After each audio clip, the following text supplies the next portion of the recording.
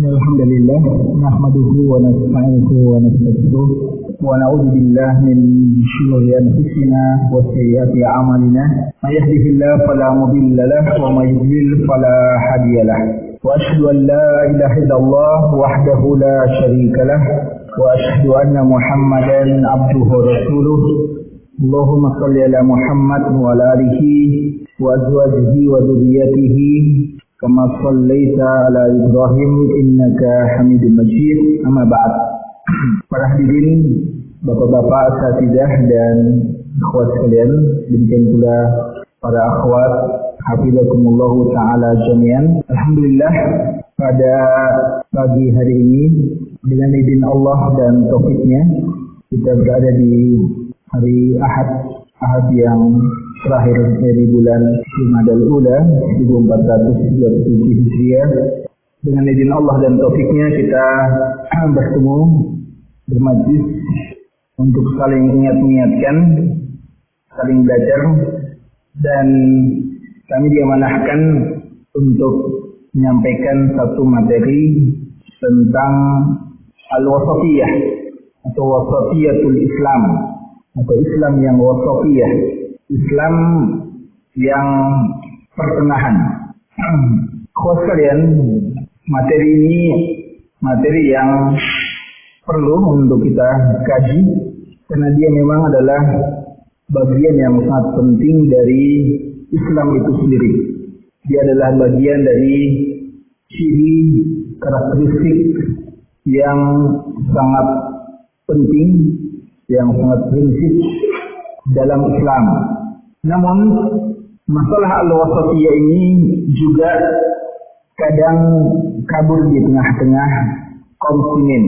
Dalam artian tidak ditempatkan secara proporsional, yang mana yang dinamakan Islam yang wasatiyah itu, atau bahasanya Islam yang pertengahan. Kadang Islam wasatiyah dikatakan sebagai Islam yang moderat. Namun ketika berbicara tentang Islam yang moderat, kadang juga orang keliru dalam memahaminya. Sehingga kadang ketika seorang berpegang teguh kepada Islam itu sendiri, lalu dianggap mungkin tidak bersikap wasat. Namun di sisi yang lain juga kita dapati hari ini begitu banyak orang-orang yang mengatasnamakan Islam, berjuang atas nama Islam, berlabel dengan label Islam, namun kita dapati mereka telah meninggalkan satu karakteristik Islam yang sangat melekat padanya, yaitu sifat al-wasatiyah. Ini mungkin di antara sebab kenapa sampai panitia memilih judul ini, kenapa sampai dianggap perlu kita membahas masalah ini. Para hadirin sekalian, ikhwah dan akhwat sekalian, kita bahas dulu tentang apa itu al-wasatiyah. Apa makna wasatiyah? Wasatiyah itu berasal dari bahasa Arab tentunya. Al-wasatiyah itu berasal dari bahasa Arab. Dan kayaknya belum diserap ke dalam bahasa Indonesia.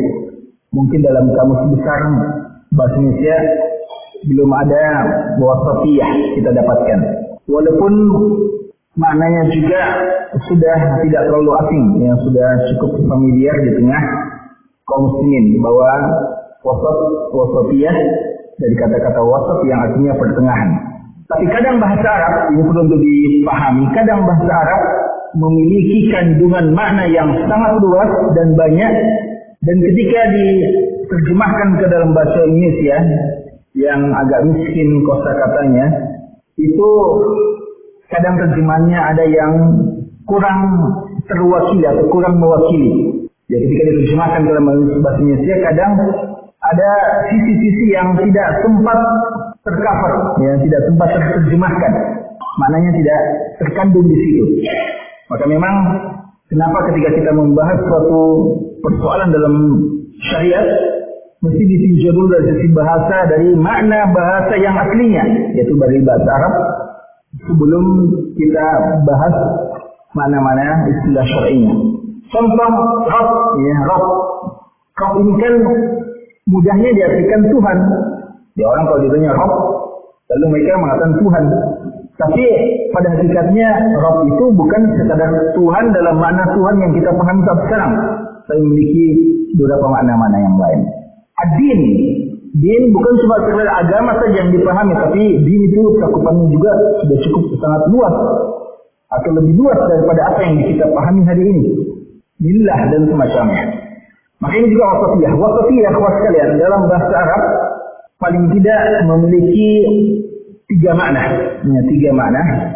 Yang pertama adalah wasatiyah, dari kata-kata wasat tentunya berarti pertengahan, ya, seperti yang umumnya kita ketahui, pertengahan. Pertengahan ini artinya posisi yang pertengahan. Posisi yang pertengahan, entah posisi tempat, ya, seorang yang di tengah-tengah, atau posisi kadar sesuatu. Kadar sesuatu. Jadi posisi tempat umpamanya dikatakan imam itu berada di tengah jamaah. Itu tempatnya. Dan kadang dikatakan dia posisi kadarnya dia di tengah. Ya, sebagai orang bandingkan apakah dia pintar atau dia bodoh. Orang bilang tidak terlalu pintar juga, tidak terlalu bodoh juga, di tengah-tengah. Nah, itu artinya kadarnya, ya, kualitasnya. Itu segi istilahnya dia di tengah secara maknawiyah, ya, secara maknawi, bukan secara posisi tempatnya. Itu makna pertama. Makna yang kedua, wasatiyah adalah bermakna adil, ya, bermakna adil. Wasatiyah artinya adil. Dia dalam memutuskan perkara tidak berat sebelah, tapi dia memutuskan sesuai dengan hukum yang sebenarnya, memberikan pemilik hak haknya yang sesungguhnya, tidak berat sebelah. Ini juga disebut wasat, ya, seorang yang wasat. Yang ketiga, wasatiyah juga berarti hal yang terbaik. Ya, wasatiyah juga berarti hal yang terbaik. Jadi bukan cuma artinya pertengahan. Ya, tadi kalau kita kasih contoh, dikatakan dia antara yang pintar dan di antara yang bodoh umpamanya. Dikatakan dia wasat, tengah-tengah. Artinya dia terlalu pintar, tidak terlalu bodoh. Itu berarti pertengahan. Tapi wasatiyah kadang dalam bahasa Arab artinya memang yang terbaik. Ya. Bukan di tengah-tengah dalam arti bukan paling tinggi, bukan paling, tapi memang wasatiyah sebenarnya yang terbaik, yang tertinggi, yang termulia. Ini 3 makna minimal dari kata-kata wasatiyah. Dan makna ini ikhwat sekalian digunakan dalam Quran dan Sunnah.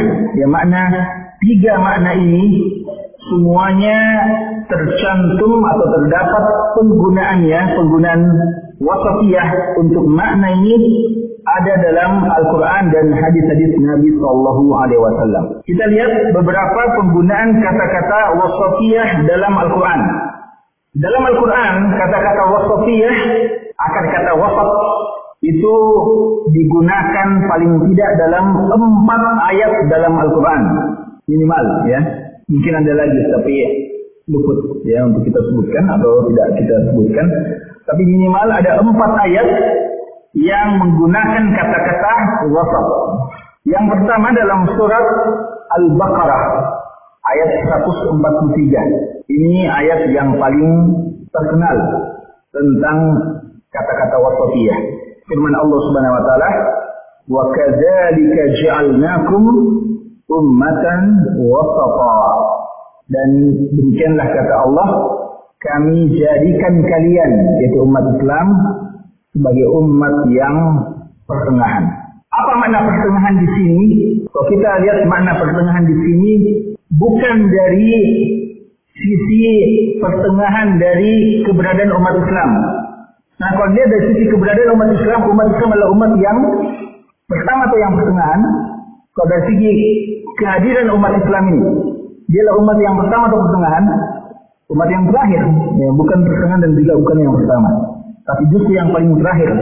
Maka kalau dimaknai pertengahan inilah kedatangannya, urutannya, maka dia bukan umat yang pertengahan, bahkan dia adalah umat yang paling terakhir. Maka tidak mungkin arti pertengahan inilah dari sisi urutan kehadirannya. Dan juga kalau dikatakan dari sisi adalah kadarnya, bahwasanya dia bukan umat yang paling baik dan bukan juga umat yang terendah, ini juga tidak bisa dimaknai seperti itu. Maka apa sebenarnya makna wa kadzalika ja'alnakum ummatan wasata? Ada dua makna dari firman Allah ini. Banyak tafsirannya, tapi dua makna yang paling kuat. Wa kadzalika ja'alnakum ummatan wasata, demikian akan menjadikan kamu umat yang wasat.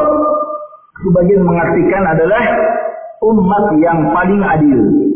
Umat yang paling adil. Dan ini sesuai dengan ayat setelahnya. Karena Allah mengatakan setelahnya apa? Wa kadzalika ja'alnakum ummatan wasata litakunu syuhada'a 'alan nas wa yakuna rasulu 'alaikum syahida. Kenapa dijadikan ini umat wasat? Karena umat Islam akan menjadi saksi untuk seluruh umat yang ada. Nanti di hari kiamat ketika seluruh umat dikumpulkan, maka akan yang menjadi saksi yang paling terpercaya, yang bisa menghukumi semua umat yang ada adalah umat Islam. Makanya dia dikenalkan umat wasat, artinya adaluhum, umat yang paling adil, yang dipercayakan untuk menjadi pemutus perkara. Dan nanti akan kita sebutkan hadisnya nanti, insyaallah. Itu yang makna pertama. Jadi makna pertama, makna ayat ini adalah makna wasat dalam artian apa? Yang adil. Kan terus saya sebutkan ya, di antara makna wasat adalah keadilan. Ya, adil dalam memutuskan. Yang kedua, kata ulama tafsir kita bahwa makna wa kadzalika ja'alnakum ummatan wasata dalam ayat ini adalah umat yang terbaik. Wasat di sini artinya wa kadzalika ja'alnakum ummatan wasata, ay wa kadzalika ja'alnakum khaira ummah. Jadi dia mirip-mirip dengan firman Allah, kuntum khaira ummah, kalian adalah umat yang terbaik. Jadi mana pertengahan di sini bukan pertengahan posisinya, bukan urutannya, tapi adalah yang terbaik. Jadi dia adalah umat yang terbaik. Karena itu kita harus pahami makna umat yang pertengahan di sini adalah umat yang terbaik. Karena pertengahan kadang terbaik. Apakah memang kadang pertengahan terbaik? Ya, pertengahan itu kadang terbaik kapan? Ketika menyikapi sesuatu yang ekstrim, ya kan? Ada orang yang ekstrim dalam menilai, ada yang ekstrim terlalu keras, ada yang terlalu lembek, yang tengah-tengah itu yang adil, yang baik, terbaik.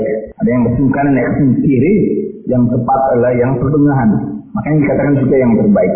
Yang kedua, ayat yang kedua yang menyebutkan kata-kata wasat adalah firman Allah Subhanahu wa taala dalam surat Al-Baqarah juga di ayat ke-238. Firman Allah di ayat ke-238 dalam surat Al-Baqarah. Kata Allah Subhanahu wa taala, "Hafizu 'alas salawati was salatil wusta wa qumu lillahi qanitin." Hafizu 'alas salawat, jagalah salat-salat kalian, artinya salat yang 5 waktu, was salatil wusta, dan salat yang pertengahan, wa qumu lillahi qanitin, dan berdirilah karena Allah dengan penuh ketaatan. Bapak sekalian, ayat ini menjelaskan kepada kita kewajiban menjaga seluruh salat yang diperintahkan, yang 5, dan lebih khusus lagi diperintahkan menjaga salat yang pertengahan. Apa makna salat yang pertengahan?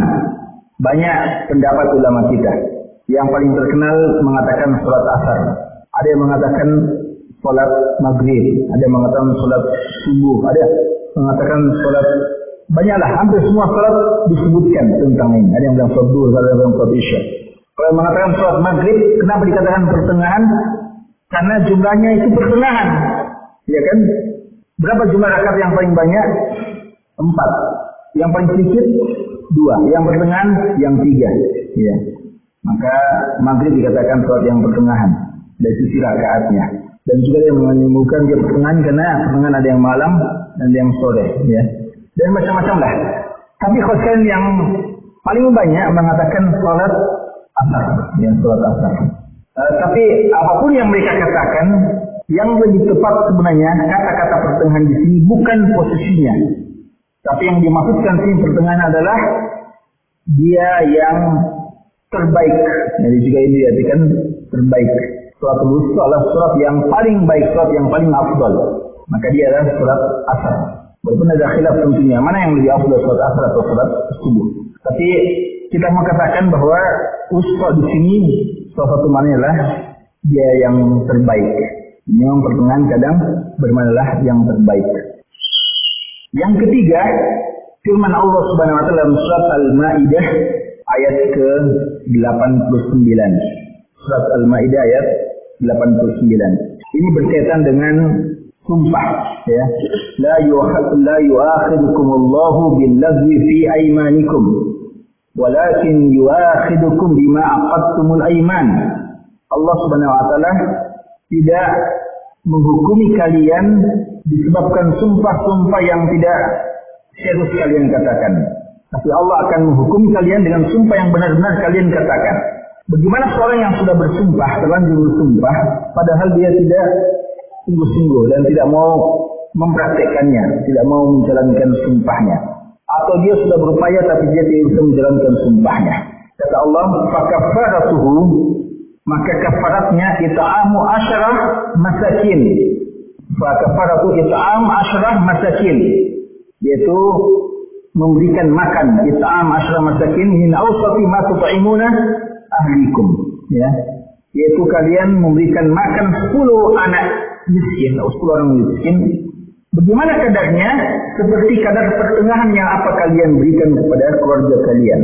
Di situ ada kata-kata memberikan 10 makan, ya. 10 memberikan makan kepada 10 orang miskin, atau kiswatuhum juga, ya, memberikan pakaian. Nah, di sini apa makna awsat di situ? Pertengahan.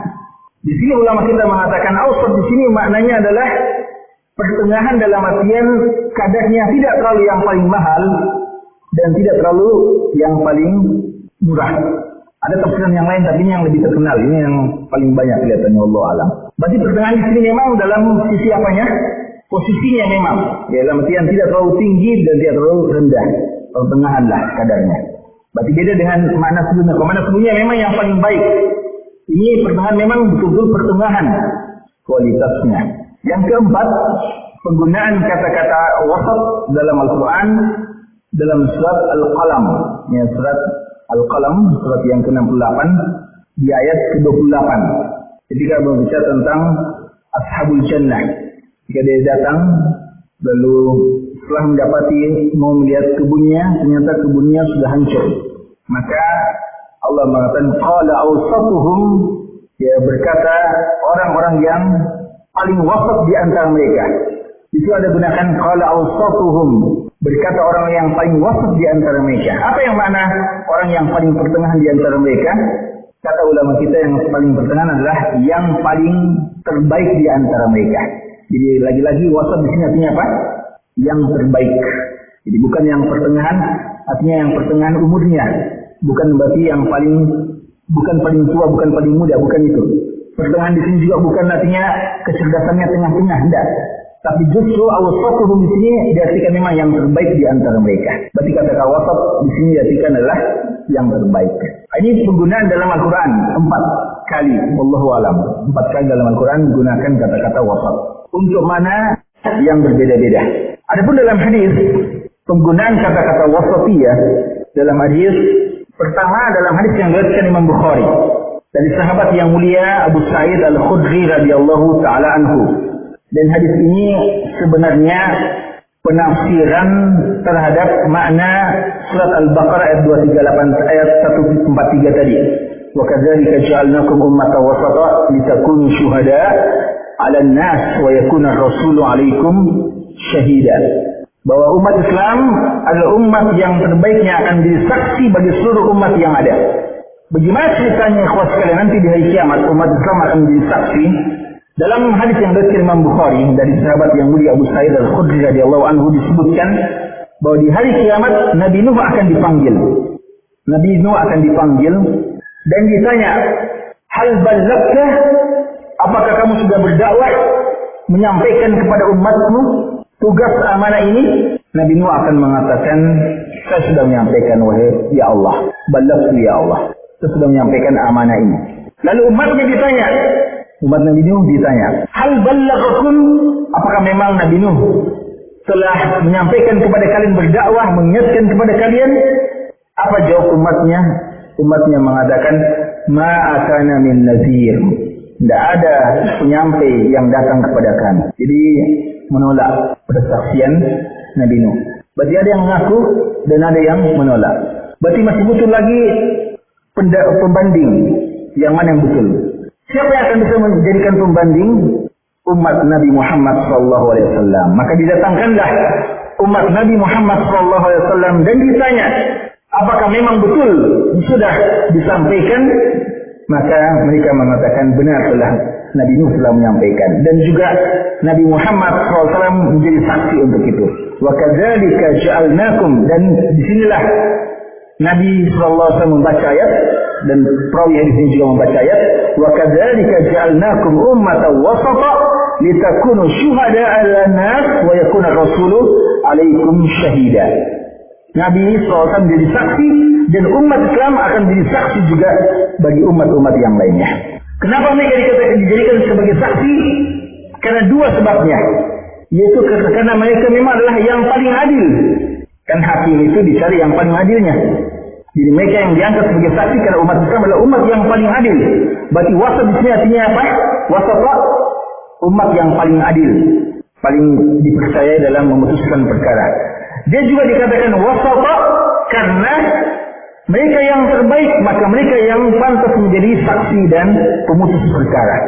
Ini menguatkan makna tadi bahwasanya makna umatan wasata dalam ayat tersebut adalah umat yang terbaik dan umat yang paling adil.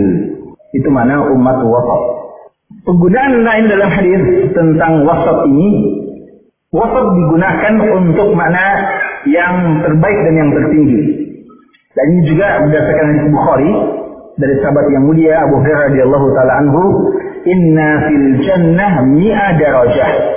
Sesungguhnya di surga itu ada 100 derajat. Adaha Allah taala lil mujahidin fi sabilillah. Yang Allah siapkan untuk para mujahid fi sabilillah. Ma baina darajataini ma baina as-sama'i wal ard. Antara satu derajat ke derajat berikutnya, ini kan 100 derajat. Jarak antara satu derajat ke derajat berikutnya, ma baina as-sama'i wal ard, antara langit dan bumi. Berarti begitu jauhnya itu perbedaan yang sangat mencolok antara derajat yang paling rendah dengan derajat yang paling tinggi. Maka kata Allah, kata Nabi SAW ketika beliau sudah menjelaskan derajat-derajat yang ada dalam surga, beliau mengatakan, "Faida sa'altumullaha fas'aluhul firdaus." Maka jika kalian meminta kepada Allah, mintalah surga firdaus. Dan ini kalau kalian menjelaskan kepada kita, bahwa silahkan kalau mau berdoa, minta kepada Allah, minta apa saja. Tapi jangan lupa, permintaan yang paling harus kita ulang-ulangi. Cita-cita kita yang paling tinggi, yang kita ingin tercapai, obsesi kita, harapan kita adalah masuk surga. Ini cita-cita yang paling tinggi bagi seorang muslim, bagi setiap hamba Allah. Tapi ternyata bukan sekadar masuk surga. Kata Nabi SAW, "Fa'idha sa'altumullah fas'aluhul firdaus, fa'innahu awsatul jannah." Kenapa mesti minta surga firdaus? Karena kata Nabi SAW, surga firdaus adalah surga yang paling pertengahan, awsatul jannah, au a'lal jannah, atau surga yang paling tinggi. Di sini ada pertanyaan. Beliau mengatakan surga firdaus surga yang paling pertengahan. Kalau dia surga paling pertengahan posisinya, kenapa itu yang diminta? Kenapa bukan surga yang paling tinggi lagi? Yang kedua, kenapa dikatakan di sini awsatul jannah au a'lal jannah, atau pertengahan, atau surga yang tertinggi? Dikatakan surga firdaus surga yang pertengahan, lalu dikatakan lagi dia surga yang tertinggi. Yang mana yang betul? Kata ulama kita, tidak ada pertentangan antara keduanya. Karena makna surga yang pertengahan artinya surga yang terbaik dan posisinya tertinggi. Dari sisi kualitas dia yang terbaik, dan dari sisi posisi dia yang tertinggi. Maka awsat di situ, awsatul jannah artinya dialah surga yang terbaik. A'lal jannah artinya posisinya di surga dialah posisi yang paling tinggi. Ini penegasan lagi bahwa kata-kata wasat jangan cuma dipahami pertengahan, tapi dipahami ialah yang terbaik dan yang tertinggi kadang. Tapi kadang juga kata-kata pertengahan awsatul jannah Memang maknanya adalah pertengahan. Bisa dipahami ya? Ya, dan tidak bingung dengan ini. Ini masih muqaddimah ini ya. Muqaddimah ya. Kadang disebutkan pertengahan dan maknanya memang pertengahan posisinya. Ini juga dalam hadis disebutkan. Hadis yang diriwayatkan oleh Imam Tirmizi, Imam Ibnu Majah, Ashabus Sunan meriwayatkannya dari sahabat yang mulia Abu Umamah Al-Bahili radhiyallahu taala anhu. Nabi sallallahu alaihi wasallam bersabda, "Ana za'imun bi baitin fi rabadil jannah liman tarakal mira wa in kana muhiqqa." Saya, kata Nabi sallallahu alaihi wasallam, menjamin surga di bawah, menjamin surga bagian bawah bagi orang yang meninggalkan perdebatan walaupun dia dalam posisi yang benar. Saya menjamin surga bagian bawah bagi orang yang rela meninggalkan perdebatan walaupun dia posisinya benar.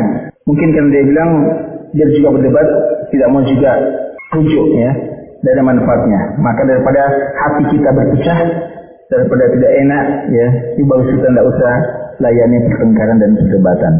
Lalu beliau mengatakan, wa ana za'imun bi wasatil jannah, dan saya menjamin, wa ana za'imun bi baitin fi wasatil jannah, saya menjamin rumah di bagian tengah surga, liman tarakal kadhiba wa in kana maziha, bagi orang yang meninggalkan dusta, bohong, walaupun dia cuma bercanda. Orang yang meninggalkan dusta walaupun sekedar bercanda. Kan biasa kita bilang, afwan, cuma main-main ya. Tidak betul tadi ya. Ini cuma canda saja. Itu cuma dusta tadi itu, kita cuma bercanda. Bagus itu ya. Kita kan bilang tidak apa-apa kadang ya. Padahal sebenarnya ada kesempatan ketika muncul pikiran seperti itu, kita dusta ya, hanya karena sekedar bercanda. Karena biasa juga orang candanya kurang diminati kalau tidak ada bohong-bohongnya ya. Nanti dibumbui dengan kebohongan, kedustaan, baru orang bergairah dengarkan candaannya. Padahal seandainya kita ketika bercanda cuma benar saja perkataan kita, tidak ada bumbu-bumbu dengan kedustaan, inilah sifat candaannya Nabi sallallahu alaihi wasallam. Nabi kita juga bercanda, tapi kalau kita lihat semua candaannya, semuanya betul. Ada orang tanya, dia cari bapaknya, lalu dia bilang, bapakmu yang atau anakmu itu yang ada putih-putih di matanya? Dia bilang tidak ada ya. Yang dia sangka putih-putih berarti ada cacatnya atau apa. Lalu Rasulullah sallallahu alaihi wasallam mengatakan, semua orang ada hitam dan putihnya matanya ya. Ada mata hitamnya dan mata putihnya. Kadang juga ditanya, bilang, hilang ini barang saya atau hewan saya, lalu dikatakan anak unta, bilang bukan, induknya ini. Bilang yes, kan semua orang yang jadi induk pernah juga ada mamanya juga, dia juga lah anak dari unta sebelumnya. Ini canda, tapi betul, tidak salah. Nenek dikatakan tidak ada nenek masuk surga, dia menangis neneknya. Tapi dia tidak dusta karena memang ya, faj'alnahunna abkara uruban atraba. Orang yang akan masuk surga itu akan berumur 30 tahunan dan tidak lagi yang nenek-nenek yang masuk surga. Ini canda, tapi betul tidak dusta. Maka yang penting tidak apa-apa ya. Tapi kalau candanya bohong ya, model-model pelawak biasanya, ini yang wail kata Nabi SAW ya, sangat celaka. Neraka wail diancam orang yang berdustanya untuk bikin orang tertawa, waliyadzubillah. Maka Nabi SAW mengatakan, saya menjamin rumah di tengah surga bagi orang yang menghindari dusta walaupun cuma mau bercanda saja. Yang ketiga, wa ana za'imun bi baitin fi a'lal jannah liman hasuna khuluquhu atau liman hassana khuluquhu. Saya menjamin rumah bagian atas surga bagi orang yang memperbaiki akhlaknya. Pertanyaannya, hadis ini tentang surga dikatakan ada yang bagian bawah, ada yang bagian tengah, ada bagian atas. Apakah ini arti tengah di sini sama dengan tadi surga Firdaus yang dikatakan surga tengah atau beda? Apa makna saya menjamin rumah di tengah surga di sini? Apakah maknanya rumah yang terbaik, surga yang terbaik, atau memang posisinya posisi tengah surga? Ini maknanya posisi atau maknanya yang terbaik? Hadis Abu Umamah Al-Bahili. Posisi atau yang maknanya yang terbaik? posisinya memang. Jadi memang posisinya di tengah. Wasatul jannah di sini artinya memang posisinya di bagian tengah surga. Beda dengan surga Firdaus. Tadi dikatakan surga Firdaus itu juga lah Wasatul jannah, surga yang paling pertengahan. Tapi bukan posisinya, tapi mana ialah surga yang terbaik. Jadi itu penggunaannya.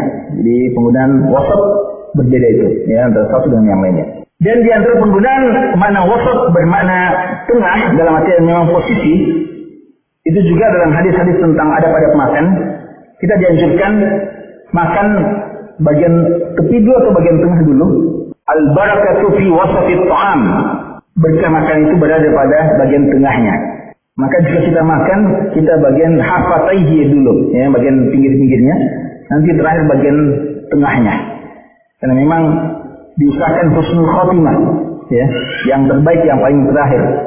Makanya hati-hati, jangan sampai disisakan makanan, karena boleh jadi itulah berkah dari makanan tersebut. Di sini dikatakan wasatut ta'am, al-barakatu fi wasatit ta'am. Ya, al-barakatu fi wasatit ta'am, keberkahan itu pada tengah makanan. Yang dimaksudkan tengah makanan ini adalah memang bagian tengah dari makanan itu. Posisinya memang bagian tengah dari makanan. Itu memang tengah di situ dalam artian posisi. Penggunaan posisi yang lain, penggunaan tengah dalam makna posisi juga tengah. Ini dalam hadis, tapi hadisnya dhaif, dilemahkan oleh sebagian ulama kita. Walaupun maknanya betul, wasfitul imam, jadikan imam itu posisinya di tengah. Ini hadisnya dhaif secara sanad, walaupun secara matan benar, ada benarnya. Bahwa idealnya imam itu di tengah, ya, posisikan di tengah pada waktu kita sholat. Walaupun kalau terjadi sebaliknya, tidak tengah, juga tidak membatalkan sholat. Juga dalam hadis Hudzaifah, mal'unun, dilaknat orang yang duduk di tengah majelis. Orang yang duduk di tengah majelis. Ini juga hadisnya lemah, tidak sahih. Ya. Tapi yang kita mau katakan bahwa wasatul majlis disebutkan memang maknanya posisinya. Dia berada di tengah majelis. Maknanya tengah majelis, sebagian ulama kita mengatakan dia tengah majelis karena mau menyombongkan diri di hadapan saudara-saudaranya, atau mau menjadi perhatian dan yang semacamnya. Dari sisi niatnya tidak benar. Tapi hadisnya lemah, ya. Tapi seandainya sahih hadisnya, mana tengah itu memang berada di posisinya, posisi tengah. Dari semuanya itu, ikhwan sekalian, dari semuanya itu maka kita bisa simpulkan bahwa kata-kata wasat dalam Al-Quran, dalam hadis tidak bermakna satu, tapi bermakna beberapa. Namun paling tidak 3 maknanya yang paling terkenal. Yang pertama adalah dia memang posisinya di tengah. Yang kedua maknanya adalah adil. Dan yang ketiga adalah maknanya terbaik. Dan ketika kita mengatakan Islam adalah wasat pertengahan, maka maknanya pada 3 ini. Islam berada di posisi tengah karena dia menengahi antara 2 kubu yang ekstrim. Islam dikatakan wasat karena dia adalah agama yang paling adil, bisa menjadi hakim dari semuanya.